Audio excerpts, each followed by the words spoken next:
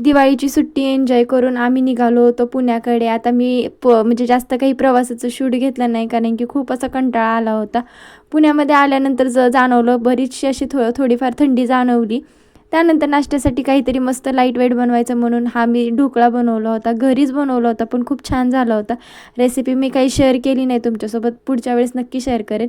आता स्वयंपाकाचाही कंटाळा आला आहे म्हणून मी जेवणासाठी मस्त असा गरमागरम मसाले भात बनवला होता. त्याचबरोबर दिवाळीचा चिवडा.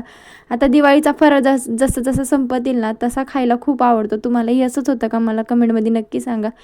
त्यानंतर जो आवरायचा होता तो पसारा. आता पसारा आवरायचं म्हटलं की मला म्हणजे प्रवास करून जर आलं ना तर खूप असा कंटाळा येतो. चेहऱ्यावरती माझ्या आळस तुम्ही बघू शकता. हा एवढा सगळा पसारा पडला होता.